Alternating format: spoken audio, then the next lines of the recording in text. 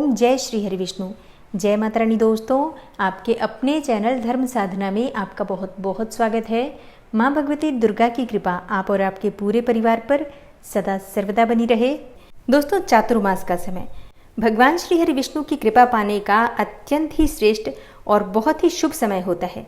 शास्त्रों के अनुसार आषाढ़ मास की शुक्ल पक्ष की देवशयनी एकादशी से और कार्तिक मास की शुक्ल पक्ष की देव उठनी एकादशी तक के समय को चातुर्मास कहा गया है।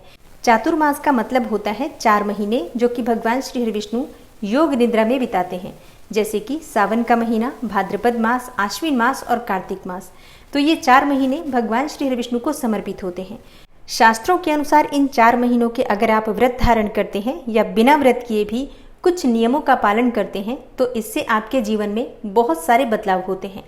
चातुर्मास में किए गए नियम पालन से बहुत अधिक पुण्य फलों की प्राप्ति होती है। इसलिए इस समय में धर्म की वृद्धि जब होती है तो इससे आपके जीवन में जो परेशानियां होती है वो समाप्त होती हैं और कोई भी भौतिक इच्छा हो आपकी वो पूर्ण होती है। आध्यात्मिक उन्नति होती है आपकी। इसके साथ ही भगवान श्री हरि विष्णु की असीम कृपा आपको प्राप्त होती है और जन्म जन्मांतर के लिए बहुत सारे पुण्य फल आप संचित कर लेते हैं। तो चातुर्मास का समय बहुत महत्वपूर्ण होता है और इसके बारे में भगवान श्री कृष्ण ने स्वयं युधिष्ठिर को बताया है कि ये समय कितना महत्वपूर्ण होता है।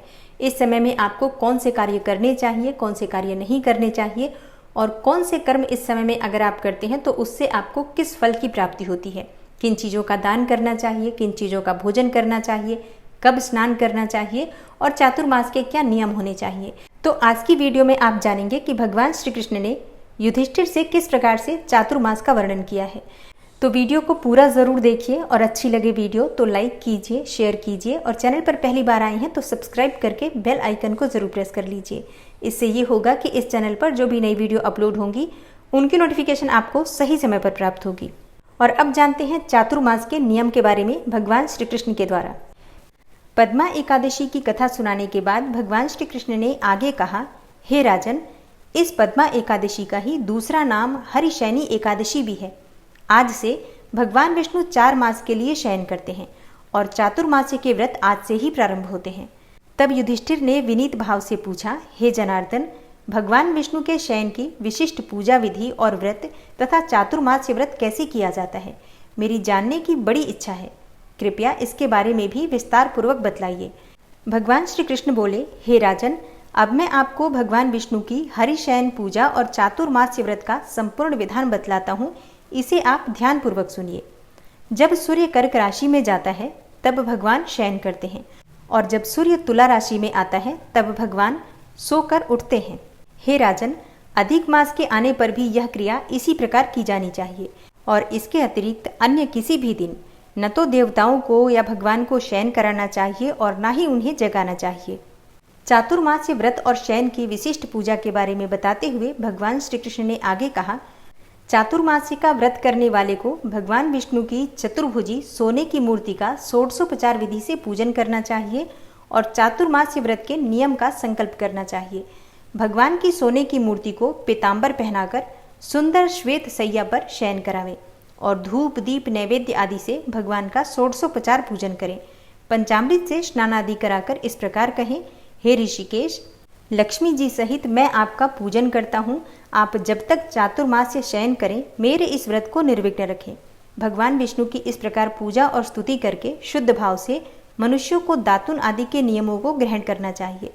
विष्णु भगवान के इस व्रत को ग्रहण करने के 5 काल वर्णन किए गए हैं। यह व्रत देवशयनी एकादशी से प्रारंभ किया जाता है और इसके अलावा जैसे कि एकादशी, द्वादशी, पूर्णमासी, अष्टमी और कर्क की संक्रांति से भी यह व्रत प्रारंभ किया जा सकता है। और देव उठानी एकादशी अर्थात कार्तिक मास की शुक्ल पक्ष की एकादशी के अगले दिन से यानी कि द्वादशी तिथि को ये व्रत पूर्ण होता है। इस व्रत के करने से समस्त पाप नष्ट हो जाते हैं। जो मनुष्य प्रतिवर्ष इस व्रत को करते हैं वे सूर्य जैसे दीप्तिमान विमान पर बैठकर स्वर्ग को जाते हैं। हे राजन, इस व्रत में गुरु तथा शुक्र की बाल और वृद्धावस्था वर्जित नहीं है। यदि सूर्य धन राशि के अंश में भी आ गया हो तो भी यह तिथि पूर्ण समझी जाती है। जो स्त्री या पुरुष पवित्र होकर शुद्धता के साथ इस व्रत को करते हैं वे समस्त पापों से छूट जाते हैं।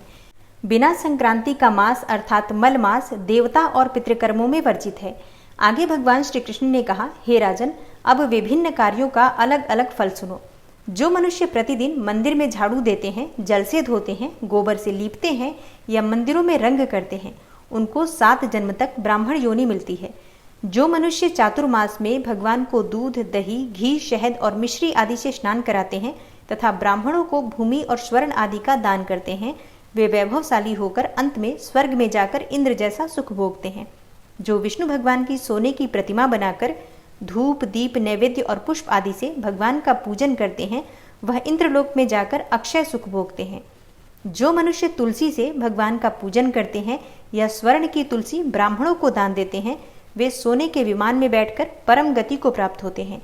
जो मनुष्य भगवान को गूगल की धूप और दीप अर्पण करते हैं, उनको अनेक प्रकार की संपत्ति मिलती है और वह जन्म जन्मांतर के लिए धनाढ्य हो जाते हैं। चातुर्मास्य की व्रत की महिमा का वर्णन करते हुए भगवान श्री कृष्ण ने आगे कहा, जो मनुष्य चातुर्मास्य में पीपल के वृक्ष तथा भगवान विष्णु की परिक्रमा करते हैं और पूजा करते हैं, उनको विष्णु लोक की प्राप्ति होती है। और जो मनुष्य संध्या को देवताओं तथा ब्राह्मणों को दीप दान करते हैं तथा विष्णु भगवान का हवन करते हैं, वे सुंदर विमान में बैठकर स्वर्ग को जाते हैं और अप्सराओं से सेवित होते हैं। जो मनुष्य चातुर्मास्य में भगवान का चरणामृत लेते हैं, वे आवागमन से मुक्त हो जाते हैं। जो मनुष्य नित्य प्रति तीनों समय मंदिर में 108 बार गायत्री मंत्र का जप करते हैं, वे सब पापों में लिप्त नहीं होते। इन 4 मासों में जो पुराणों और शास्त्रों को पढ़ते अथवा सुनते हैं एवं वस्त्र तथा स्वर्ण सहित ब्राह्मणों को दान देते हैं, वे दानी, धनी, ज्ञानी और कीर्तिमान होते हैं। जो मनुष्य विष्णु भगवान तथा शिवजी का स्मरण करके प्रार्थना करते हैं, वे पापों से रहित होकर धनवान और गुणवान हो जाते हैं। जो नित्य कर्म के पश्चात सूर्य को अर्घ्य देते हैं तथा व्रत की समाप्ति पर स्वर्ण, लाल वस्त्र और गोदान करते हैं, वे आरोग्यता पूर्ण दीर्घायु तथा कीर्ति, धन और बल पाते हैं। चातुर्मासी में जो मनुष्य गायत्री मंत्र द्वारा तिल से होम करते हैं और समाप्ति पर दान करते हैं, उनके समस्त पाप नाश होकर निरोगी शरीर प्राप्त होता है तथा सुपात्र संतान मिलती है। और जो मनुष्य अन्न से हवन करते हैं और समाप्त हो जाने पर घी, घड़ा और वस्त्रों का दान करते हैं, वे ऐश्वर्यशाली होकर ब्रह्मा के समान सुख भोगते हैं और उनके शत्रुओं का नाश हो जाता है। जो पीपल की पूजा करते हैं तथा अंत में स्वर्ण सहित वस्त्रों का दान करते हैं, वे सब पापों से छूटकर भगवान के प्रिय भक्त बन जाते हैं। जो मनुष्य तुलसी जी को धारण करते हैं तथा अंत में भगवान विष्णु के निमित्त ब्राह्मणों को दान करते हैं, ऐसे मनुष्य विष्णु लोक को प्राप्त होते हैं।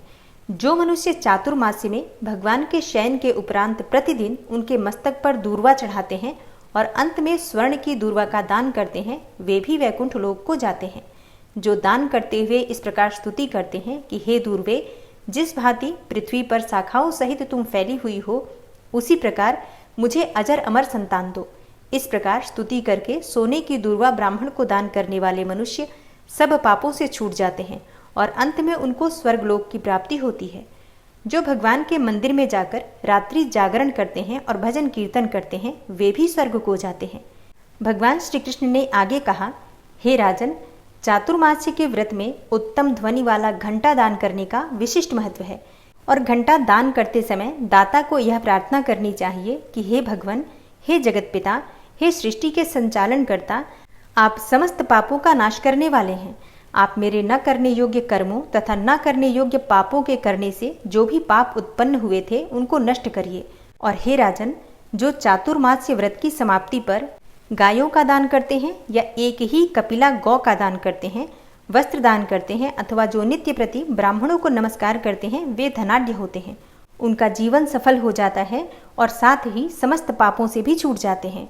हे राजन, जो मनुष्य चातुर्मास्य में ब्राह्मणों को भोजन कराते हैं, उनकी आयु तथा लक्ष्मी की वृद्धि होती है। और जो मनुष्य स्वर्ण का सूर्य बनाकर ब्राह्मण को दान करते हैं, उसका फल 100 यज्ञों के समान होता है। जो मनुष्य भगवान शिव की प्रसन्नता के लिए चांदी या तांबे का दान करते हैं, उनको उत्तम पुत्र की प्राप्ति होती है। जो शहद से भरा हुआ चांदी का बर्तन अथवा तांबे के पात्र में गुड़ भरकर और तिल, सोना और जूते का दान करते हैं, वे शिवलोक को प्राप्त होते हैं। जो मनुष्य चातुर्मास्य में ब्राह्मणों की पूजा करते हैं, अन्न और वस्त्र का दान देते हैं तथा समाप्ति पर शैया का दान देते हैं, ऐसे मनुष्य अक्षय सुख को प्राप्त करके लक्ष्मीवान होते हैं। जो वर्षा ऋतु में गोपी चंदन का दान करते हैं, वे भोग और मोक्ष को प्राप्त करते हैं। जो मनुष्य सूर्य और गणेश जी का पूजन करते हैं वे उत्तम गति को प्राप्त होते हैं। और जो मनुष्य चातुर्मास्य में भगवान के निमित्त हवन करते हैं और शक्कर का दान करते हैं, साथ ही चातुर्मास्य व्रत का उद्यापन करते हैं, ऐसे मनुष्यों के समस्त पाप नष्ट हो जाते हैं और उन्हें यशस्वी पुत्र की प्राप्ति होती है। हे कुंती पुत्र, चातुर्मास्य का व्रत करने वाले मनुष्य सभी कलाओं में निपुण और स्त्रियों में प्रिय होता है। जो मनुष्य चातुर्मास्य के व्रत में फल, मूल, शाक आदि का दान देते हैं वे सुखी और राजयोगी होते हैं। जो मनुष्य इस व्रत में प्रतिदिन सोंठ, मिर्च, पीपल, वस्त्र और दक्षिणा के सहित दान करते हैं और अंत में सोने की सोंठ, मिर्च आदि का दान करते हैं, वे 100 वर्षों तक जीवित रहकर स्वर्ग में जाते हैं। जो बुद्धिमान मनुष्य ब्राह्मण को मोती का दान करते हैं वे कीर्ति प्राप्त करते हैं। जो मनुष्य इस व्रत में तांबुल का दान करते हैं अर्थात पान का दान करते हैं अथवा जितेंद्रिय होकर पान खाना छोड़ देते हैं और अंत में लाल वस्त्र का दान देते हैं, वे सौंदर्यशाली, निरोग, बुद्धिवान, भाग्यवान तथा सुंदर वाणी बोलने वाले बनते हैं। तांबुल के दान से देवता प्रसन्न होकर अनंत धन देते हैं। जो मनुष्य इस व्रत में लक्ष्मी जी और पार्वती जी को प्रसन्न करने के लिए हल्दी का दान करते हैं और अंत में चांदी के पात्र में हल्दी भरकर दान देते हैं, ऐसी स्त्रियां अपने पति के साथ और पति अपनी पत्नियों के साथ सुख भोगते हैं।